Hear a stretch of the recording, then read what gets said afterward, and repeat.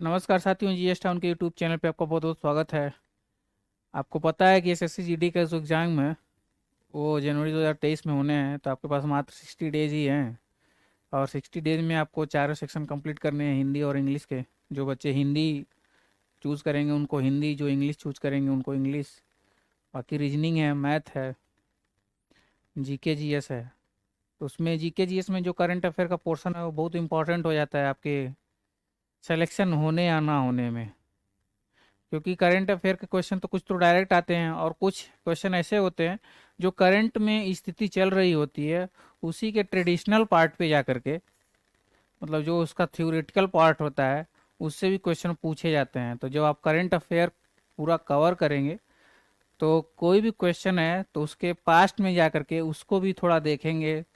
कि जैसे मान लीजिए कोई योजना अगर न्यूज में है तो उस योजना के जो थ्योरेटिकल पार्ट है, कब लॉन्च हुई, किसने लॉन्च किया, किस संस्था के द्वारा वो योजना चलाई जा रही है, उसमें अभ्यर्थी कौन कौन है, तो ये सारे भी आपको देखने होंगे। और जैसे मान लीजिए अब जीडीपी से कोई क्वेश्चन पूछ रहा है तो जीडीपी में भी जाके आपको देखना है कि जीडीपी का फुल फॉर्म क्या होता है, जीडीपी कैसे कैलकुलेट की जाती है। ये सब सारी बातों का आपको ध्यान रखना होता है। तो इससे ये होता है कि करंट अफेयर तो आपका कंप्लीट हो ही रहा होता है, जो आपका थ्योरेटिकल पार्ट होता है, जो थ्योरी होती है वो भी कंप्लीट हो रही होती है। तो करंट अफेयर का इम्पोर्टेंट बहुत इंपॉर्टेंट रोल हो जाता है, और एसएससी जीडी में भी करंट अफेयर का बहुत इंपॉर्टेंट रोल प्ले करने वाला है करंट अफेयर। तो करंट अफेयर के सेक्शन में हम पहला सेक्शन जो है वो इकॉनमी का लेकर आए हैं। इकॉनमी से करंट अफेयर के जितने भी क्वेश्चन, और आपको मैं ये विश्वास दिला रहा हूँ कि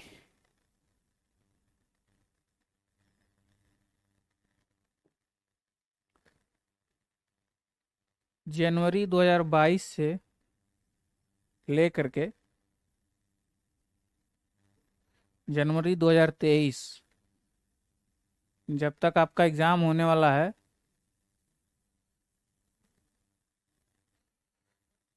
ये पूरा 1 साल का करंट अफेयर कराया जाएगा आपके साथ। और करंट अफेयर को पढ़ने के लिए आपको और किसी सोर्स की आवश्यकता नहीं पड़ेगी। करंट अफेयर के जितने भी क्वेश्चन आएंगे, लगभग लगभग हमारे लेक्चर में जितने भी करंट अफेयर के लेक्चर कंप्लीट किए जाएंगे उसमें सारे कवर हो जाएंगे। तो करंट अफेयर के लिए आपको बिल्कुल निश्चिंत होकर के जीएस टाउन यूट्यूब चैनल को आपको सब्सक्राइब करना है और हमारे चैनल के साथ बने रहना है। जैसा कि प्रीवियस वीडियो में मैंने बताया है कि आपके जो एग्ज़ाम है वो मात्र 60 डेज रह गए हैं। और हम लोग प्रतिदिन अपने लेक्चर के माध्यम से आपको 70 MCQs कराएंगे, यानी 4200 MCQs आपके साथ हम लोग लेके आ रहे हैं, आने वाले हैं। और आई एम श्योर कि 4200 MCQ जो आप कंप्लीट कर लेंगे तो उसमें से 80 क्वेश्चन जो आपके आने हैं वो निश्चित ही श्योरिटी के साथ मैं बोल सकता हूँ कि जो 70+ क्वेश्चन आएंगे वो ऐसे होंगे जो हमारे चैनल पे पढ़ चुके होंगे, उसको रिवाइज कर चुके होंगे। हम कोशिश कर रहे हैं कि करंट अफेयर की डेली एक क्लास हो, और जो 1 साल का करंट अफेयर जो आपके एग्जाम में पूछा जाना है, मैक्सिमम 1 साल का ही पूछा जाता है। वैसे तो हम लोग 7-8 महीने लेके चलते हैं, लेकिन हम लोग सेफ जोन में खेलने के लिए कि हमसे कोई मिस्टेक ना हो, हम और अच्छे से अपने एग्ज़ाम को अच्छे से दें, अच्छे से पार्टिसिपेट करें, और एक स्ट्रॉन्ग कैंडिडेट बन के कि हाँ हम अपना पोजीशन दर्ज करा रहे हैं, तो हम लोग करंट अफेयर को 12 मंथ का रख रहे हैं। तो चलिए शुरू करते हैं क्वेश्चन से।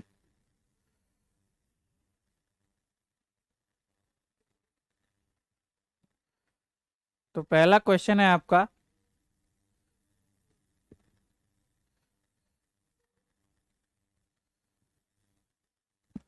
पहला क्वेश्चन है राष्ट्रीय आय लेखांकन के जन्मदाता कौन थे और इनको नोबेल पुरस्कार भी मिला है।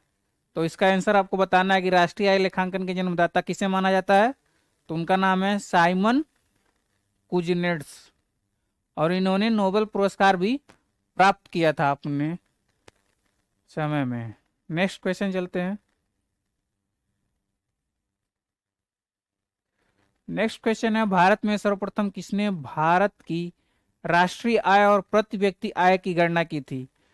तो आपको बताना है कि भारत में सर्वप्रथम किसने राष्ट्रीय आय और प्रति व्यक्ति आय की गणना की थी।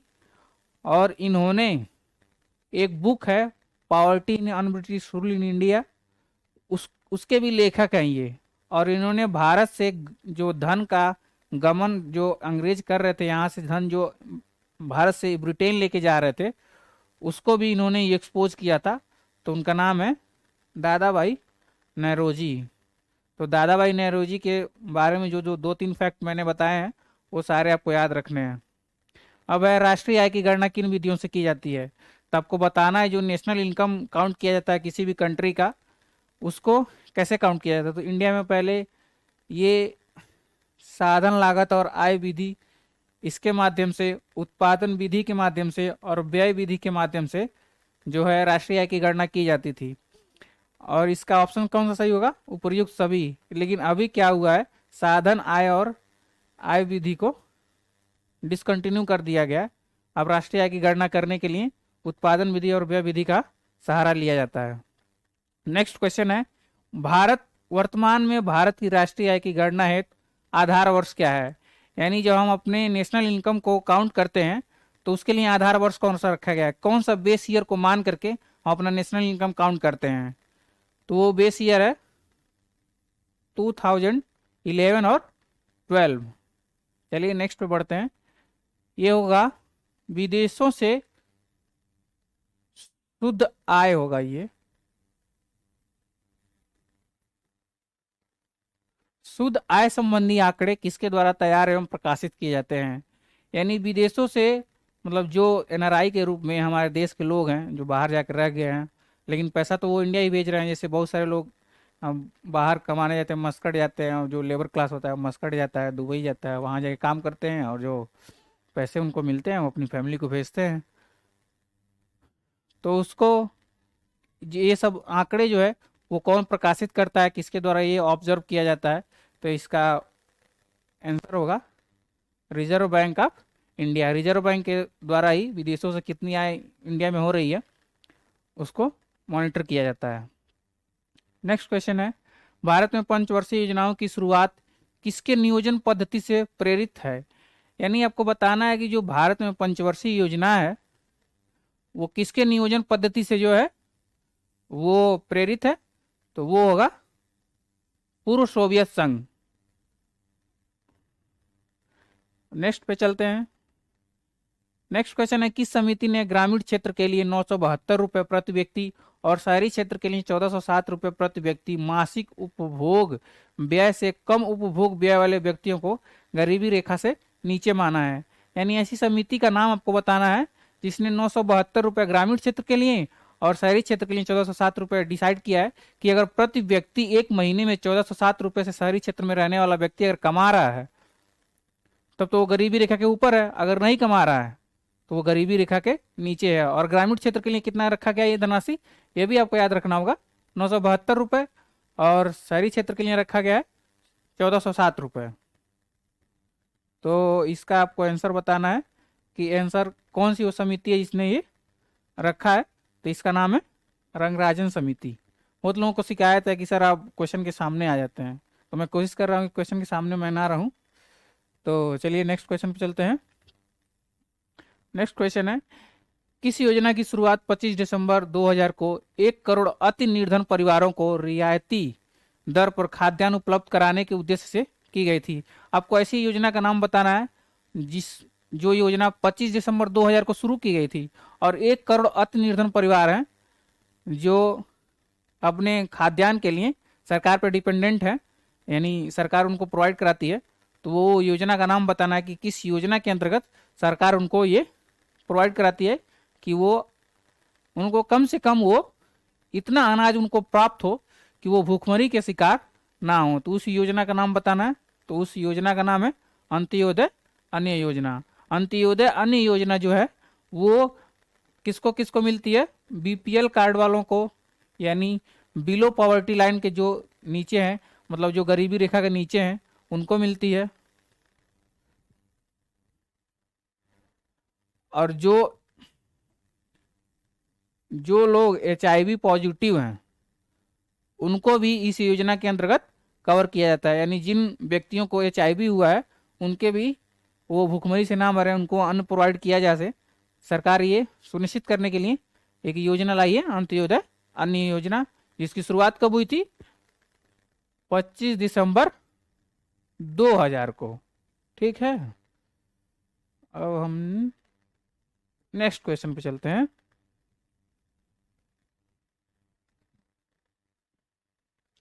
नेक्स्ट क्वेश्चन है, किस योजना को राष्ट्रपति द्वारा 5 दिसंबर 2005 को स्वीकृति प्रदान करने के उपरांत का शुभारंभ आंध्र प्रदेश के अनंतपुर जिले से 2 फरवरी 2006 को देश के 200 चुनिंदा जिलों में किया गया था? तो आपको ऐसी योजना का नाम बताना है जो आंध्र प्रदेश के कहां से शुरू किया गया? आंध्र प्रदेश के अनंतपुर जिले से। और कब किया गया था? 2 फरवरी 2006 को। तो इस योजना का नाम बताना है जो 5 दिसंबर को शुरू किया गया था।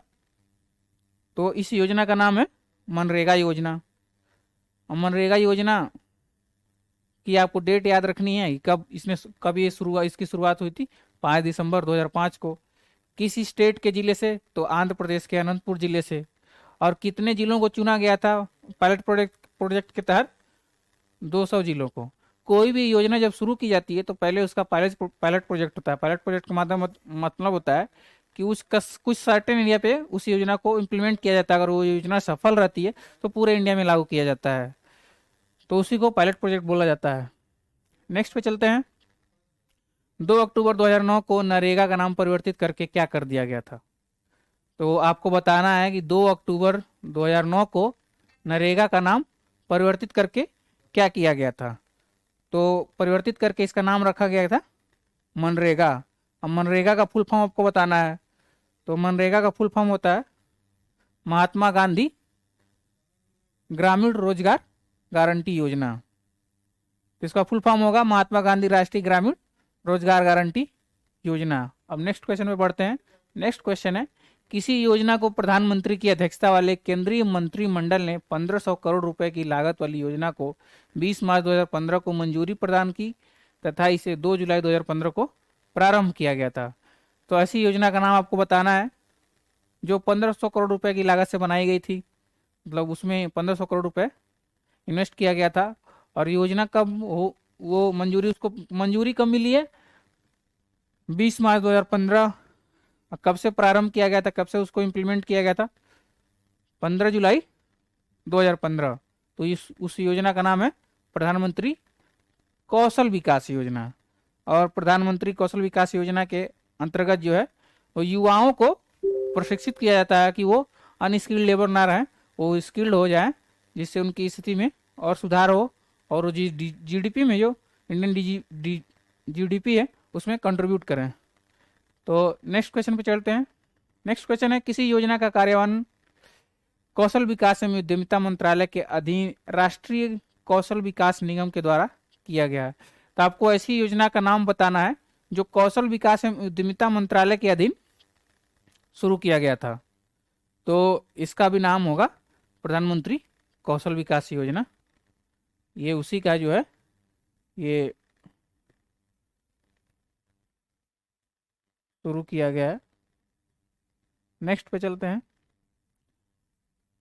नेक्स्ट क्वेश्चन है, यह योजना 1 जून 2015 को लागू हुई तथा इसमें पूर्व की स्वावलंबन योजना का स्थान ग्रहण किया।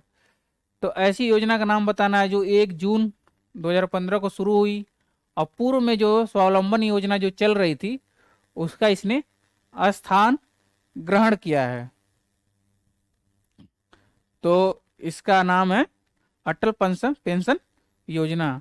अटल पेंशन योजना के अंतर्गत जो 18 से 40 साल के बीच जो बैंक खाता धारक हैं उनके लिए ये शुरू किया गया है कि अगर उनकी डेथ हो जाती है तो जो उनका जीवन साथी होता है उसको पेंशन प्राप्त होता है इस योजना के अंतर्गत। नेक्स्ट पे है, भारत में 23 फसलों के लिए न्यूनतम समर्थन मूल्य की अनुशंसा किसके द्वारा किया गया था? तो आपको बताना है कि भारत में 23 फसलों के लिए न्यूनतम समर्थन मूल्य जो है वो किसके अनुशंसा, किस आयोग के अनुशंसा के द्वारा ये शुरू किया गया था? इसका ऑप्शन डी होगा। डी ऑप्शन होगा कृषि लागत एवं मूल्य आयोग द्वारा। और आपको अब बताते हैं कि न्यूनतम समर्थन मूल्य क्या होता है, यानी MSP, minimum support price. Minimum support के प्राइस के तहत सरकार जो है इंश्योर करती है कि मान लीजिए आपको जैसे सरसों बिक रहा है, तो सरसों बिक रहा है 20 रुपए किलो, और सरकार ने सरसों का एमएसपी जो है वो डिसाइड किया कि एमएसपी होगा वो 22 रुपए होगा। तो सरकार ये एमएसपी जब डिसाइड कर दे, किसी फसल को एमएसपी के थ्रू ला देती है, तो ये इंश्योर कर देती है कि जो सरसों का मूल्य है वो 22 रुपए से नीचे अब नहीं जाएगा। तो उसी को बोलते हैं न्यूनतम समर्थन मूल्य। तभी जो है 23 फसलों के लिए भारत में न्यूनतम समर्थन मूल्य का कॉन्सेप्ट रखा गया है। चलिए, और आपको बताना है कि ये किस आयोग के द्वारा ये रेकमेंड किया जाता है कि किस फसल के लिए कितना मिनिमम सपोर्ट प्राइस होना चाहिए, यानी एमएसपी होने चाहिए। तो ये है कृषि लागत एवं मूल्य आयोग द्वारा। नेक्स्ट क्वेश्चन है, भारत में विशेष आर्थिक जोन यानी एसईजेड नीति की घोषणा कब की गई थी? तो आपको बताना है कि इस योजना जो भारत में एसईजेड यानी special economic zone, special economic zone की जो घोषणा है ये कब शुरू की गई थी? तो स्पेशल इकोनॉमिक जोन होता क्या, पहले ये आप जान लीजिए। स्पेशल इकोनॉमिक जोन जब सरकार डिसाइड करती है कि इस एरिया को हमको स्पेशल इकोनॉमिक जोन बनाना है, तो उसमें सरकार जो है जीडीपी और हमारी अच्छी हो और आगे बढ़े, जीडीपी में और ग्रोथ रेट जो है वो इंश्योर हो, उसके लिए एक स्पेसिफिक एरिया को चुनती है, उसको स्पेशल इकोनॉमिक जोन बनाती है, और उसमें जो है टैक्सेशन से और जो ये और सारी जो कागजी कार्रवाई होती है, जैसे मान लीजिए कोई भी आप धंधा शुरू करते हैं या बिजनेस शुरू करते हैं, तो उसके लिए तमाम फॉर्मेलिटीज से गुजरना होता है। तो उस फॉर्मेलिटीज को रिड्यूस करने के लिए कि कम से कम फॉर्मेलिटी में आप बिजनेस शुरू कर सकें, तो एक एरिया, किसी स्पेसिफिक एरिया को स्पेशल इकोनॉमिक जोन सरकार द्वारा डिसाइड किया जाता है। तो वो उस स्पेशल इकोनॉमिक जोन का मतलब ही है कि जीडीपी ग्रोथ रेट को और इंश्योर करना और ज़्यादा जीडीपी को बढ़ाना। तो उसमें नियमों से, करों से रिलैक्सेशन दिया जाता है एक एरिया को। तो ये कब शुरू किया गया था, इस योजना की शुरुआत कब हुई थी? तो ये है अप्रैल 2000 में। अप्रैल 2000 में स्पेशल इकोनॉमिक जोन बनाने की घोषणा की गई थी। और स्पेशल इकोनॉमिक जोन में सरकार जो है बहुत ही अपना जो रवैया होता है लाइसेंसिंग को लेकर के, वो बहुत ही पोलाइट रखती है, कोशिश करती है कि ज़्यादा से ज़्यादा जो लाइसेंस के लिए बहुत ज़्यादा स्ट्रगल करना पड़ता है उसको कम किया जाए। कागजी जितने भी दस्तावेज हैं, उसको यहाँ साइन कराओ वहाँ साइन कराओ, उसको रिड्यूस किया जाता है। चलिए नेक्स्ट पे चलते हैं। नेक्स्ट क्वेश्चन है, 1 जनवरी 1982 को स्थापित किस बैंक का उद्देश्य निर्यातकों एवं आयातकों को वित्तीय आवश्यकता की पूर्ति हेतु वित्तीय सहायता जो है वो उपलब्ध कराना है? तो आपको ऐसे बैंक का नाम बताना है जिसकी स्थापना कब हुई थी? 1 जनवरी 1982 को। और उसका उद्देश्य क्या है? निर्यातकों एवं आयातकों को वित्तीय आवश्यकता है तो वित्तीय सहायता उपलब्ध कराना है। यानी जितने भी इंडिया में आयातक और निर्यातक हैं, जो कोई चीज एक्सपोर्ट करते हैं, इंपोर्ट करते हैं इंडिया से, उनको वित्तीय सहायता उपलब्ध कराने के लिए एक बैंक का निर्माण किया गया था। उस बैंक का क्या नाम है आपका, वही बताना है। तो उस बैंक का नाम है आयात निर्यात बैंक। और आयात निर्यात बैंक की स्थापना कब हुई थी? 1 जनवरी 1982 को। किसके रिकमेंडेशन के थ्रू हुई थी? तो ये हुई थी आयात निर्यात बैंक अधिनियम 1981 के थ्रू। आयात निर्यात बैंक 1981 के थ्रू जो है 1 जनवरी 1982 को आयात निर्यात बैंक की स्थापना हुई थी। नेक्स्ट क्वेश्चन है, मेक इन इंडिया कार्यक्रम का शुभारंभ कब किया गया था? अब आपको बताना है, मेक इन इंडिया काफी न्यूज में भी रहता है। मेक इन इंडिया का शुभारंभ कब किया गया था? तो आपको डेट बतानी है कि किस डेट को जो है वो मेक इन इंडिया का शुभारंभ किया गया था। तो ये डेट है 25 दिसंबर 2014। और मेक इन इंडिया का लक्ष्य क्या रखा गया था? मेक इन इंडिया का लक्ष्य था, जब मेक इन इंडिया बनाया गया, कि 2022 तक, यानी इस साल तक, जो जीडीपी में मैन्युफैक्चरिंग सेक्टर होता है, यानी विनिर्माण क्षेत्र जो है, उसकी हिस्सेदारी को जीडीपी में 25% तक बढ़ाया जाए। यही उसका लक्ष्य रखा गया था। तो आपको ये लक्ष्य भी याद रखना होगा कि मेक इन इंडिया का लक्ष्य था 2022 तक जो जीडीपी में मैन्युफैक्चरिंग सेक्टर को हिस्सेदारी को 25% बढ़ाया जाए। अब कई बार पूछ देता है कि मेक इन इंडिया का जो है वो साइन क्या है, तो आपको ये बताना है कि मेक इन इंडिया का साइन क्या है। तो मेक इन इंडिया का साइन है, एक शेर है जो है वो प्रतीक चिन्हों से लैस है, उपकरणों से लैस है, मतलब एक शेर है जो उपकरणों से लैस है, वही जो है मेक इन इंडिया का साइन है। नेक्स्ट पे चलते हैं। रिजर्व बैंक की स्थापना किस आयोग के अनुशंसा पर 1 अप्रैल 1935 को हुई थी? तो आपको ये बताना है कौन सा आयोग था जिसके रिकमेंडेशन के बाद भारतीय रिजर्व बैंक की स्थापना हुई थी। तो ये किस आयोग के द्वारा रिकमेंडेशन किया गया था? हिल्टन यंग आयोग। अब आप भारतीय रिजर्व बैंक के बारे में पढ़ रहे हैं तो ये भी पता होना चाहिए कि इसका हेड ऑफिस कहाँ है। तो इसका हेड ऑफिस है मुंबई में।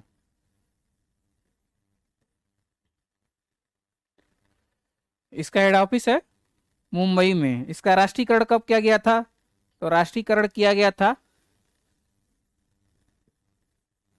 1 जनवरी 1949, 1 जनवरी 1949 को। अब इसको आपके बताना है कि भारतीय रिजर्व बैंक की जब स्थापना की गई थी तो उसके प्रथम गवर्नर कौन थे? तो प्रथम गवर्नर थे सर ऑसबॉर्न स्मिथ।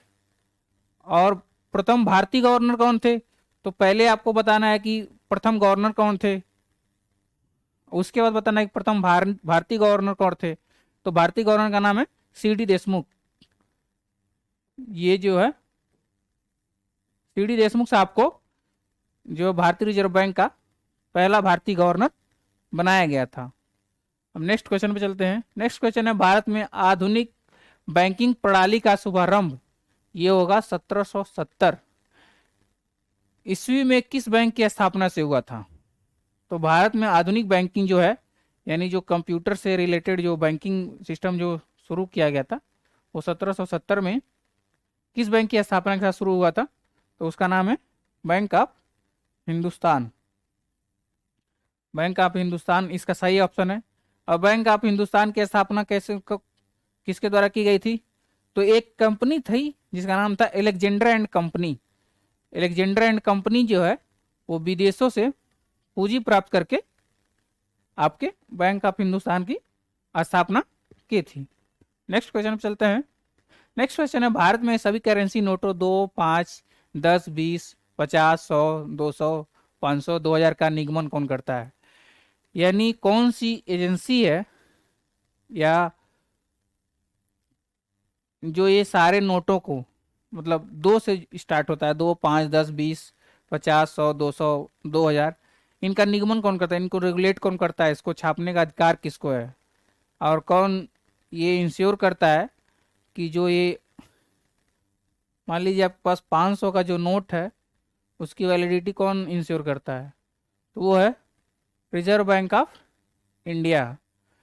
अब आपको ये भी पता होना चाहिए जो 1 रुपए का नोट होता है और जितने भी सिक्के 1, 2, 5, 10 या और भी सिक्के जितने भी होते हैं उसको कौन निगमन उसका कौन करता है, उसको रेगुलेट कौन करता है? तो वो होता है वित्त मंत्रालय। तो इसको आपको कंफ्यूज नहीं होना है। जो सिक्के और 1 रुपए का नोट होता है उसको जो है जारी करने का अधिकार है वित्त मंत्रालय को। बाकी 2, 5, 10, 20, 50, 100, 200, 500, 2000 का जो नोट है उसको जारी करने का अधिकार जो है वो रिजर्व बैंक ऑफ इंडिया के द्वारा किया जाता है। अब नेक्स्ट क्वेश्चन पे बढ़ते हैं। नाबार्ड बैंक की स्थापना किस समिति के अनुशंसा पर की गई थी? जो नाबार्ड बैंक है उसकी स्थापना जो है, समिति का नाम बताना है, कि किसके अनुशंसा पे की गई थी। तो समिति का नाम है बी सुब्रमण्यम समिति। बी सुब्रमण्यम समिति की रिकमेंडेशन पे ही, अनुशंसा पे नाबार्ड बैंक की स्थापना की गई थी। अब नाबार्ड बैंक की स्थापना कब की गई थी ये भी आपको पता होना चाहिए। तो ये किया गया था 12 जुलाई 1982। अब नाबार्ड का फुल फॉर्म क्या है?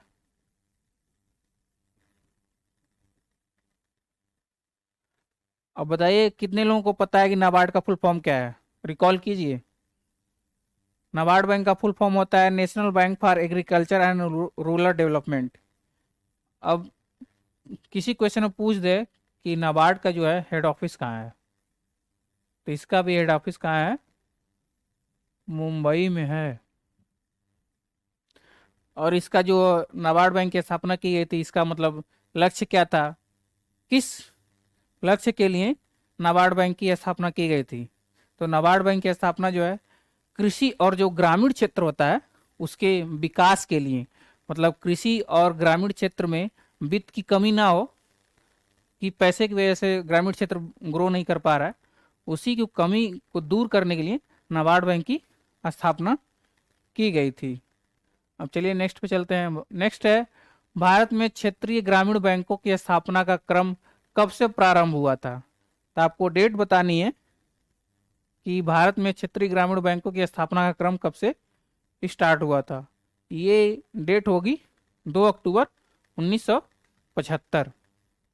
2020 से पहले जो क्षेत्रीय ग्रामीण बैंक है, जब विलय नहीं हुआ था बैंकों का, तो उनकी संख्या थी 43। और अभी जितने भी राष्ट्रीय बैंक हैं उनकी संख्या कितनी है? एसबीआई के अतिरिक्त 11 है, आपको ये भी याद रखना होगा। और ये विलय कब हुआ था? 2020 में हुआ था। किसके अनुसार, मतलब किसके द्वारा किया गया था? तो जो हमारी फाइनेंस मिनिस्टर हैं निर्मला सीतारमण, उनके द्वारा ये किया गया था। फिर नेक्स्ट पे बढ़ते हैं। नेक्स्ट है वह नीति दर क्या है जिस पर आरबीआई वाणिज्यिक बैंकों को अल्पकालीन कालीन जो है ऋण उपलब्ध कराती है। यानी उस नीति का नाम आपको बताना है जिस नीति के तहत आरबीआई जो है ना, वो वाणिज्यिक बैंकों को, जितने भी कमर्शियल बैंक है उनको छोटे समय के लिए ऋण प्रदान करती है। तो उस दर को क्या कहते हैं? उस दर को कहते हैं रेपो रेट।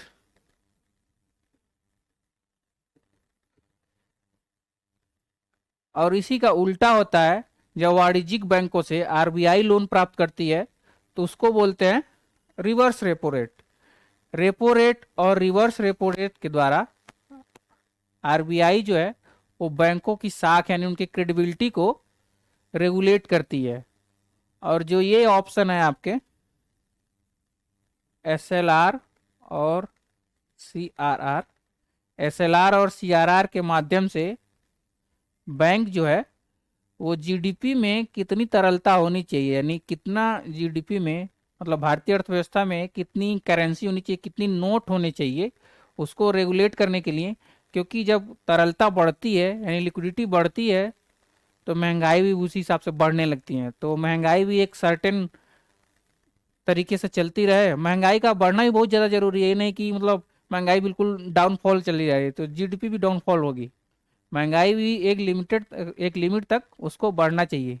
और उसी को रेगुलेट करने के लिए कि मैं ज़्यादा महंगाई भी ना हो, और सारी चीज़ें जो अर्थव्यवस्था में होती हैं, जीडीपी कई, अब मैं आपको आगे के लेक्चर में बताऊंगा कि जीडीपी कैसे कैलकुलेट किया जाता है, जीडीपी जीएनपी ये सारी चीज़ें आपको समझाऊंगा। तो वहाँ आपको बताऊंगा कि जीडीपी कैसे कैलकुलेट किया जाता है, उसके कई सारे मानक होते हैं जिसके माध्यम से वो कैलकुलेट किया जाता है। तो वो सारी चीज़ें मैं नेक्स्ट लेक्चर में आपको बताऊंगा, कभी जीडीपी में पढ़ाया तो एसएलआर और सीआरआर के तहत जो आरबीआई होती है वो इंश्योर करती है कि जीडीपी में कितनी लिक्विडिटी होनी चाहिए, यानी कितना रुपए का फ्लो होना चाहिए। चलिए नेक्स्ट पे बढ़ते हैं। नेक्स्ट है भारतीय प्रतिभूति एवं विनिमय बोर्ड, सेबी की स्थापना कब की गई थी? आपको बताना है कि सेबी की स्थापना कब की गई थी। तो सेबी की स्थापना की गई थी 12 अप्रैल 1992। अब सेबी का काम क्या है? सेबी क्या करती है जैसे मान लीजिए कोई भी कंपनी है, जैसे मान लीजिए रिलायंस है, उसको स्टॉक एक्सचेंज पे रजिस्टर होना है, तो वो अनुमति किससे लेगी? सेबी से लेगी। सेबी जो है वो सारे शेयर मार्केट और स्टॉक मार्केट को रेगुलेट करती है। जो कंपनी लिस्ट हो रही है उसका कई सारे प्रोसेस होते हैं। वो प्रोसेस भी मैं आगे के लेक्चर में आपको बताऊंगा कि क्या प्रोसेस होता है, कि कोई कंपनी लिस्ट होने से पहले उसके किस किस प्रोसेस से गुजरना होता है, क्या क्या मापदंड सेबी ने डिसाइड किए हैं। और सेबी का फुल फॉर्म क्या है? Securities and exchange board of India. तो आपको सेबी का फुल फॉर्म भी याद रखना होगा कि सेबी का फुल फॉर्म क्या है। और किसी भी शेयर बाजार को मान्यता प्राप्त करने का जो काम है वो सेबी ही करती है। फिर नेक्स्ट क्वेश्चन में चलते हैं। यह शुल्क केंद्र सरकार द्वारा लगाए जाने वाले प्रत्यक्ष कर है जो किसी व्यक्ति की मृत्यु के पश्चात उसके द्वारा छोड़ी गई संपत्ति के हस्तांतरण पर लगाया जाता है। तो ऐसे कर का नाम आपको बताना है कि मान लीजिए कोई व्यक्ति है वो मर गया है, तो उसकी जो संपत्ति है उसके पुत्रों को या बेटियों को ट्रांसफर होगी ही होगी। तो वो ट्रांसफर जब होगी तो उस पर एक कर लगाया जाता है जो केंद्र सरकार द्वारा लगाया जाता है। तो उसको उस कर का नाम बताना है। तो उस कर का नाम होगा, यहाँ ऑप्शन वो लिखे नहीं है, उसका होगा विरासत कर। ये आपको याद रखना है। और आयकर आपको पता है कि इनकम टैक्स जो है, हम जितना इनकम कमाते हैं, मतलब जितना पैसा हम अर्न करते हैं, तो उस पर इनकम टैक्स लगता है। नेक्स्ट है, यह कर एक प्रत्यक्ष कर है जिसका आशय किसी व्यक्ति की संपत्ति, पूंजी या धन के कुल मूल्य पर प्रतिवर्ष लगाया जाता है। ऐसे कर का नाम आपको बताना है कि जो आपकी संपत्ति के ऊपर लगाया जाता है। तो उस कर का नाम है संपत्ति कर। संपत्ति कर ये मतलब संपत्ति कर के मतलब ये अंतर्गत ये नहीं ऑब्जर्व किया जाता कि जो आपका संपत्ति है चल या अचल के रूप में, उससे आपको प्रॉफिट हो रहा है कि नहीं हो रहा है। आपकी चल और अचल जितनी भी संपत्तियां हैं उस पर संपत्ति कर लगाया जाता है। अब नेक्स्ट क्वेश्चन है, यह कर एक अप्रत्यक्ष कर है जो केंद्र सरकार द्वारा वस्तुओं के आयात और निर्यात पर लगाया जाता है। ये इनडायरेक्ट टैक्स है जो सरकार जो है डायरेक्ट हमसे नहीं लेती है, वो इनडायरेक्ट तरीके से लेती है। उस कर का नाम बताना है जो आयात और निर्यात पर लगाया जाता है। तो उस शुल्क शुल्क का नाम है या कर का नाम है सीमा शुल्क।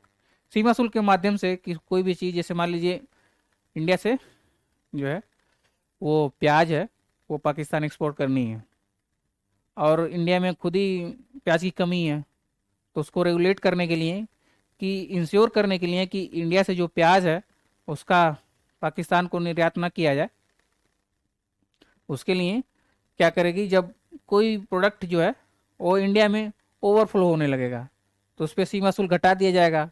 जब सीमा शुल्क घटाया जाएगा तो उसका जो है निर्यात बढ़ जाएगा। और जब इंडिया में खुद ही कमी है और एक्सपोर्ट भी किया जा रहा है तो इंडिया के लोगों को बहुत ज़्यादा दिक्कत होगा, सफ़र करना पड़ेगा, महंगाई बढ़ेगी। तो उसको फिर क्या करेगी, किसी प्रोडक्ट, मान लीजिए प्याज है, प्याज की इंडिया में कमी है, एक्सपोर्ट भी किया जा रहा है, तो प्याज पे सीमा शुल्क मान लीजिए 100% लगा दिया गया। यानी अगर 20 रुपये का प्याज है, अगर बाहर हो जाएगा तो वो 40 रुपये में जाएगा। तो इससे क्या होगा, जो प्याज का निर्यात है वो कम हो जाएगा और इंडिया में महंगाई भी स्लो हो जाएगी। तो उसको भी रेगुलेट करने के लिए सीमा शुल्क को लगाया जाता है। सरकार ये इंश्योर करती है किस चीज़ को एक्सपोर्ट करना और किस चीज़ को इंपोर्ट करना है। ये शुल्क के माध्यम से ही रेगुलेट किया जाता है। नेक्स्ट क्वेश्चन है, किसी भी शेयर बाजार को मान्यता प्राप्त करने का अधिकार किसको है? तो हमने आपको अभी प्रीवियस जो हमारा क्वेश्चन था उसमें डिस्कस ही किया है, ये है सेबी।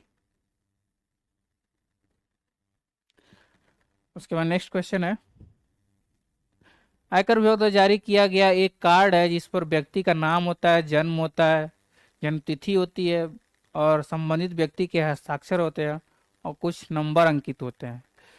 तो आयकर विभाग द्वारा आपको उस कार्ड का नाम बताना है जिस पे क्या होता है, व्यक्ति का नाम होता है, जन्म तिथि होती है, उससे संबंधित जानकारी होती है, उसके सिग्नेचर होते हैं। तो उस कार्ड का नाम है पैन कार्ड।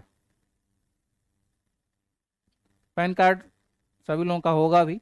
अब तो रिक्वायरमेंट भी है कि 49,000 से ज़्यादा आपको अगर विड्रॉ करना है बैंक से तो आपको पैन कार्ड कंपलसरी कर दिया गया है। चलिए नेक्स्ट पे बढ़ते हैं। भारत का सबसे बड़ा वस्त्र उद्योग जिसे कपास का विराट नगर भी कहा जाता है कहाँ स्थित है? तो कपास का जो विराट नगर जो है वो 4 शहरों को कहा जा रहा है। तो उसमें ये अहमदाबाद भी आएगा, कानपुर भी आएगा, मुंबई भी आएगा, ये सूरत की जगह हो जाएगा लुधियाना। इन 4 शहरों को कपास का विराट नगर कहा जाता है। नेक्स्ट क्वेश्चन है, विश्व व्यापार संगठन यानी डब्ल्यूटीओ की स्थापना कब हुई थी? तो आपको बताना है कि डब्ल्यूटीओ का स्थापना कब हुआ था। तो ये है, इसका आंसर होगा 1 जनवरी 1995। अब डब्ल्यूटीओ का काम क्या है? डब्ल्यूटीओ क्या करती है? कंट्रीज के बीच जो है वो इंश्योर करती है कि व्यापार अच्छे से हो। और इसका जो मुख्यालय है यानी हेड ऑफिस कहाँ है? इसका हेड ऑफिस है जेनेवा स्विट्जरलैंड में।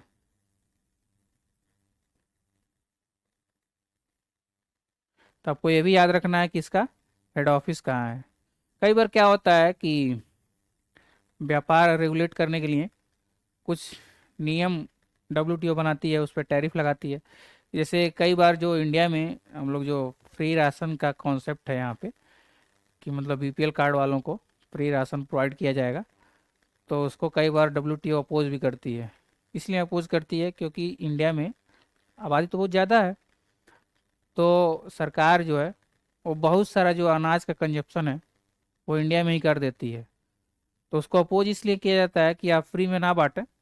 इससे क्या होगा कि अनाज जो सरप्लस होगा वो अदर कंट्रियों में भी जाएगा। नेक्स्ट क्वेश्चन है, बाजार में जिस कीमत पर वस्तु की मांग और पूर्ति बराबर होगी वो क्या कहलाती है? यानी आपको बताना है कि वस्तु की कीमत और पूर्ति जब बराबर होती है तो उसको क्या बोलते हैं? उसको बोलते हैं संतुलन कीमत। अब यहाँ पे जो है वो आपके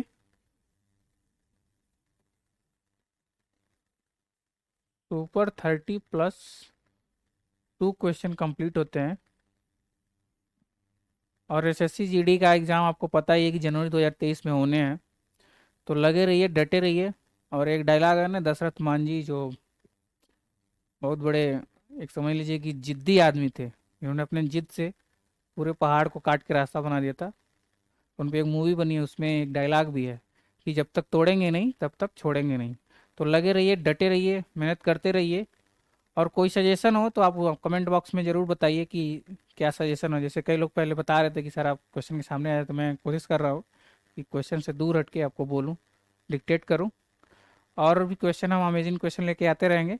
सुपर 30 जो हमारा बैच है उसको हम कंटिन्यू रखेंगे और कोशिश करेंगे कि जो एक्सपेक्टेड क्वेश्चन है जो आपके एग्ज़ाम में पूछे जाने हैं उसको हम ज़्यादा से ज़्यादा कराएं, कि जब आप एग्ज़ाम हॉल में बैठे तो आपको भी लगे कि हाँ किसी वर्थ वाले चैनल से हमने पढ़ाई की है। इसका नाम है जीएस टाउन। तो अपने दोस्तों को ज़्यादा से ज़्यादा शेयर करें, सब्सक्राइब करें हमारे चैनल को जिसका नाम है जीएस टाउन। आप हमें टेलीग्राम भी कर सकते हैं, जीएस टाउन ऑफिशियल नाम से टेलीग्राम आईडी है हमारी। वो कोई सजेशन हो तो आप ज़रूर बताएं कि इम्प्रूवमेंट के चांसेस तो हमेशा बने रहते हैं। और कहा जाता है कि जो आदमी जो है अपनी गलती एक्सेप्ट नहीं करता है कि उससे क्या गलतियाँ हुई हैं, तो उसके सुधार के चांसेस भी ख़त्म हो जाते हैं। तो हम अपनी गलती एक्सेप्ट करने को बिल्कुल रेडी हैं, तैयार हैं। आप अपने सजेशन बताइए कि क्या दिक्कत हो रहा है और क्या दिक्कत नहीं हो रहा है, कहाँ और इम्प्रूवमेंट किया जा सकता है। और जो एक्सपेक्टेड क्वेश्चन की सीरीज़ है वो आती रहेगी। प्रीवियस ईयर क्वेश्चन भी सारे कंप्लीट कराए जाएंगे। कई बार क्या होता है कि 8-10 सालों के आप प्रीवियस ईयर क्वेश्चन कंप्लीट कर लेते हैं तो आपको एक एग्जाम का आइडिया हो जाता है कि किस टाइप के क्वेश्चन एग्जाम में पूछे जा रहे हैं।